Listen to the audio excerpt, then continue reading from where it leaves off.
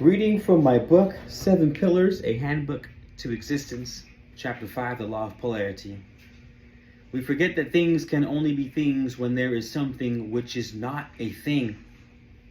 The space. The green, shiny frogs bounce up and down on top of soft, slick lily pads. Stick with me here, follow me. Their emerald sheen flickers in the moonlight. Their incandescent croaks bounce off the hard branches and paper-like leaves within their murky niche. Each sound gives definition to the dark world around them. Are the lily pads really soft, though?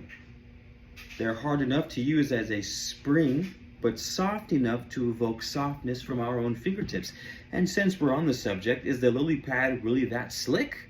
The frog seems to handle it just fine. To their feet, the lily pads must have pretty sturdy grip. How about that murky, dark niche of theirs? I'm sure they can see just fine. How rude of me to call their refulgent, shining oasis murky. Excuse us humans, poor little green friends, for we know not what we speak. Poor? Little? How easy it is to forget. After all, to the smaller insects, you are mighty and ferocious hunters, snapping your whip-like tongues hundreds of feet long and snatching the souls of helpless prey as they soar through the sky. The law of polarity is a fun game, is it not? I was being as facetious as I could, but in all realness, there was nothing wrong with either side of the conundrums. The lily pads were both soft and hard, depending upon what was trying to evoke it. The swamp was both murky and luminous, depending upon whose eyes were watching. The frogs, while tiny to us, must look to a fly like a blue whale looks to a human. Did I read that right? The frogs, while tiny to us, must look to a fly like blue whales with 200-foot-long tongues that devour bodies in the blink of an eye. The universe is nothing until the invocation by consciousness, and really it's true. The universe is darkness until light is thrust upon the eye and the world is lit up with the mind. Without one, we cannot have the other. This is the byproduct of the law of polarity. We as humans evoke, and in that evocation of existence, two polar opposites for each thing that reveals itself manifests.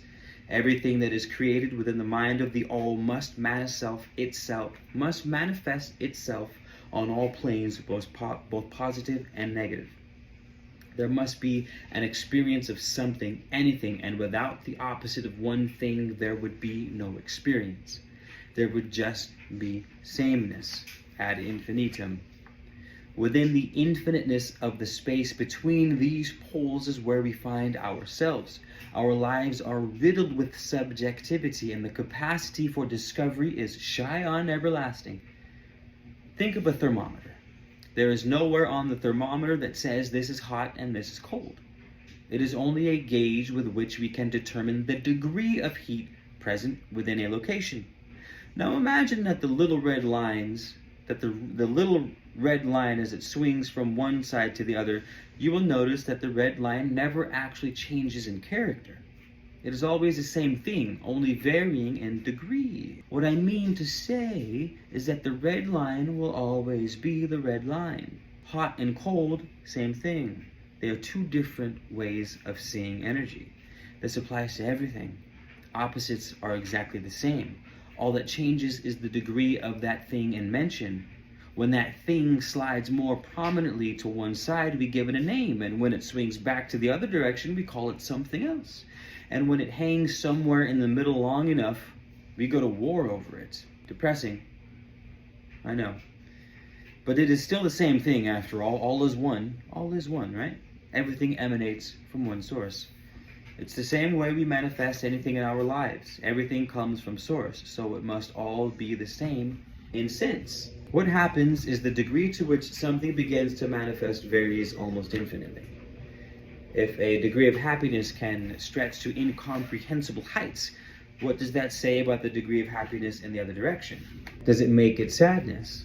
It might, but one person's sorrow is another's blessing. That can't always be the case. The problem is, most don't realize that opposites are the same and therefore fail to realize that transmuting emotions is exceedingly more manageable than we previously realized.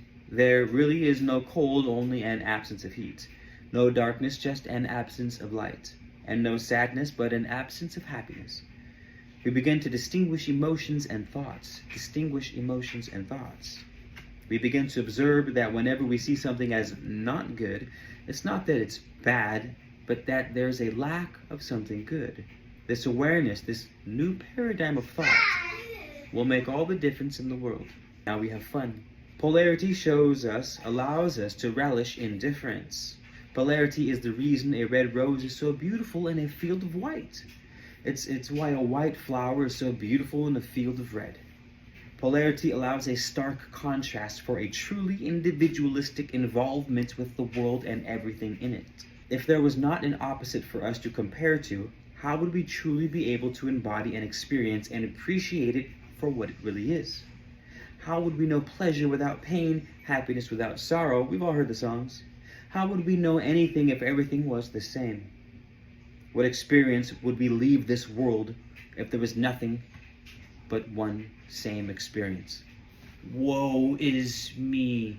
If I give you a green apple to eat, and it was from the same tree for the entirety of your life, and at the end of your life I asked you if green apples are good, you might ask, green apples good? Good as compared to what? And rightly so, you only have ever eaten green apples. How should you know if they are really good?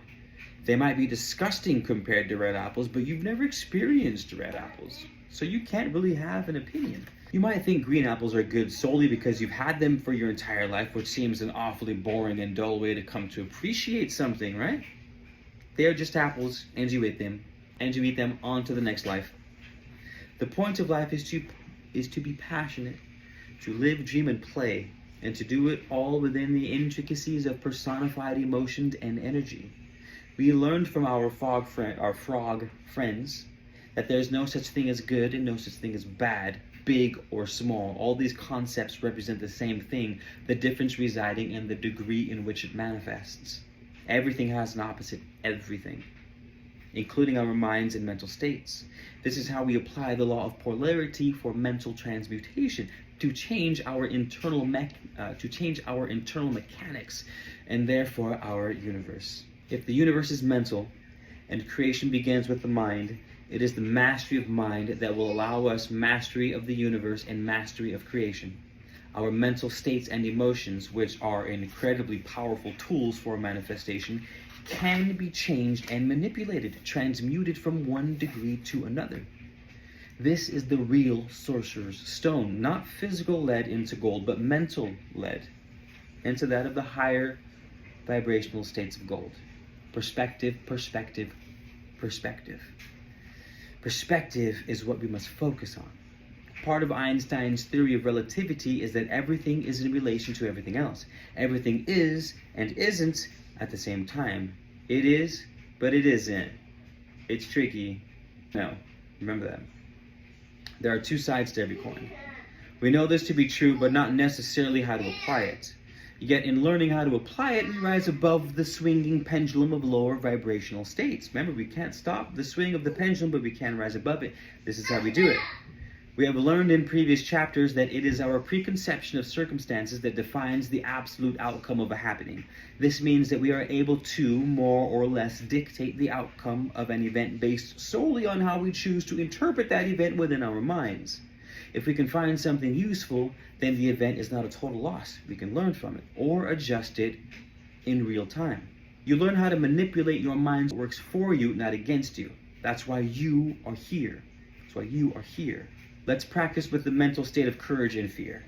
If we accept that the paradigm in which these states are actually the same, only varying in degree, we can see that neither one is good nor bad, because in actuality they are the same. Most people avoid fear. They avoid what frightens them and seamlessly scant themselves out of situations that could transform their lives. If only they made the leap, if only they could trust the blind jump into nothingness and let their wings unfold on the way down. But alas, Alas, most of them stay on the shores of safety, never to allow their boats to cast into the uncertainty of the sea. But not you. You understand that fear and courage are the same thing and are driven by a new kind of paradigm. One that says to follow excitement recklessly into the world. This is the new reaction we aim for when you find yourself in a truly fearful situation, and you will. Understand that the fear is only presenting you with an opportunity to be great. Instead of resisting fear, all you have to do is promote the movement up the scale to courage. Begin to notice that fear never really was fear. It was only a manifestation of a lack of courage. Brimming with this newfound potential, we can laugh at how much of worry is false flagged and misconstrued. We can turn into thieves of life like Robin Hood and his comrades, poor in materials, yes, but rich in spirit, merriment and laughter, and drinks all around. What is there possibly to be afraid of? Failure? Death, perhaps.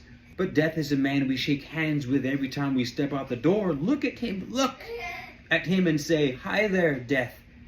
What adventures shall we embark upon today?" How can we possibly be afraid to die when we have lived so much? Like Peter Pan once said, to die would be an awfully great adventure. And who knows, you might even end up back home. It's all state stand. Are you in good hands? That's not in the book, I promise. It may seem, but also if you want to maybe hire me for some Allstate, I got you. If you want some promo, I got you. It may seem straightforward and almost too easy. After all, you might say, if it were just a matter of sliding it up the scale, then why can I not just think courage and automatically be courageous? Isn't mind all? Atlas, be quiet, keep it down. Great question. This is about having an experience. Get the idea out of your head that all you have to do is think something into existence. The secret is that is not the secret. Thinking is far less than half the battle. We need not take the quick route all the time. Life isn't about a destination, it's about an experience. And that experience is found in the journey. Thus, sit down, be quiet, and enjoy the ride as much as you can. To understand that fear and courage are of the same... Atlas, be quiet! To understand that fear and courage are of the same making means that in every situation in which you are fearful, you are given an opportunity in which to be brave. How can it not be? Courage and fear are the same, are they not? Why wouldn't every situation in which you are terrified present you with an opportunity to be brave? You only ever have the opportunity to be brave when you are afraid. I'm going to run that back for the people at the end. I'm going to have to slow motion this for my boy Ralph Smart. Can I get a hello here? You only ever have the opportunity to be brave when you are scared. One of the more beautiful paradoxi in this enigmatic universe. Are you beginning to see the beauty and necessity of the law of polarity yet? One side cannot exist without the other. The two are tied in a symbiotic dance across the perpetual horizon of creation. This is why you cannot simply think something into reality. Thinking is mostly harmful anyways. But what about feeling? Now that's something we can use. You don't become courageous by simply thinking it. You must actually do. You must invoke yourself into the process. Your chance to shine is given to you daily, but it is only a chance.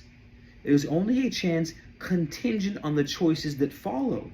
Contingent on whether you are brave enough to take that step. Opportunities for courage are constantly provided, but they are only opportunities, not guarantees. Jump. So, jump. And do not think something is wrong if no matter how hard you try, you just can't seem to get rid of the terror in your mind that plants your feet to the ground. That feeling will never leave. Your job isn't to control your mind or the fear it creates. Fear will always be there to torment you, but that's okay. Keep your eye ever on the spectrum for that which you wish to conjure. Hold courage in your mind's eye constantly. Realize that focusing your awareness continually on courage in every situation, no matter what the cost, will lead your essence toward courage. But please, I urge you, understand that courage is still fear.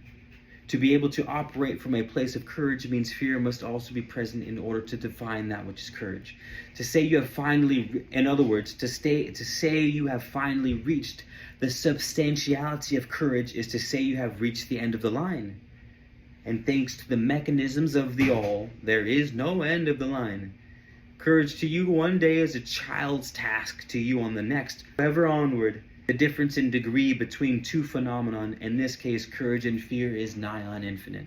There is no beginning and no end to how courageous one can be. That's what that means. Which means there is no end or beginning to how fearful one can be.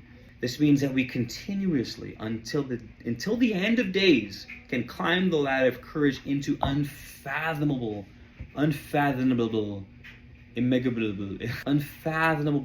dimensions. If fear is king, failure is its most strategic general. But I will show you how to use fear against itself so that it will never hold you back. In fact, sensing fear from now on should encourage you to take twice as much action as before. Here it is. If you're failing, you're successful. Simple. Now let's dive deeper. Failure and success are the same things. In this case, we can polarize ourselves onto a mental state that is more conducive to creating the types of lives we wish to live. Let's look at the positive side. Do you want to know what it means when you are doing this right all the time? Always having things go your way and never having a moment of hardship in your life. It means you are never trying anything new, and if so, it becomes difficult to evolve and grow as a human. There's absolutely nothing wrong with failure. It is a necessity of life. It means you're expanding, or at least that's the direction you're trying to go in. It means you have found a new place that you can now explore. Can you imagine all the beautiful lessons you've learned from life through your failures? You learned who you were, how you act in the face of adversity, how far you've come and how much further you've still to go. Your failures are just as much a roadmap of your entire life as are your successes. In fact, I'd argue even more.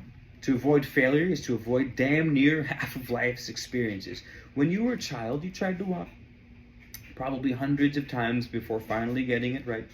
Soon after, you tried to talk with the same amount of success. But you got through it, right? You always do. Look at you. Getting through it and shit. Stumbling on huge decisions in your life because of the fear of failure is one of the most sombering things you'll ever have to look back upon while laying on your deathbed. I can assure you, when you first try something new, you will most likely fail. It's brand new. Do you really expect to perform like your idol? It's far more logical, right, to expect failure. So why not do it anyways? Why not expect it and even embrace it? Don't let it come as a surprise. Smile and say, welcome, hi there, failure. Fancy seeing you again. It seems I have taken to some new courses in life, and it seems you are as relentless as ever. After a while, it will turn into your friend. You will begin to share drinks and laugh with fear at the local bar, reminiscing about all the times it almost got you. Almost got you. Failure can be anything you want it to be.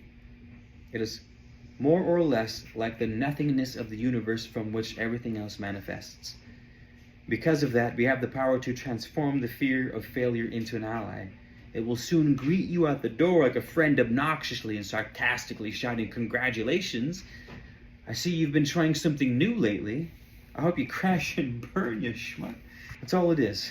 A friendly reminder of your inevitable and perpetual growth into a limitless future.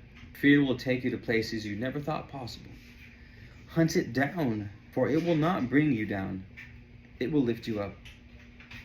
Straight through failure is success. Don't run from it and don't cower from it. Greet it. It is the doorway to your most fulfilling enterprise. Like I said before, as long as courage is around, so too fear will be. Therefore, I challenge you to metaphorically stare into the sun, no matter how bright it may burn, so that the shadow is always cast behind you. The brighter your sun burns, the darker the shadow will be, and the more terrifying the fear. But you're up for the challenge. You can do anything and be anything, because you are a speck of consciousness with the freedom of nothingness. You now have knowledge that most don't, to polarize yourself exactly where you need to be in order to get where you want. You are infinite. It's interesting how this emotion works, this fear. It is completely indifferent, yet we treat it like an ominous entity. We let it dictate our lives. We let it turn into passive machines, perplexed and puzzled only by chance, stumbling onto our hopes and dreams, if ever. We turn into passive machines, perplexed, puzzled, only by chance, stumbling onto our hopes and dreams, if ever. But not anymore. Not anymore. Now we happen to the world instead of the world happening to us. Now we live on purpose.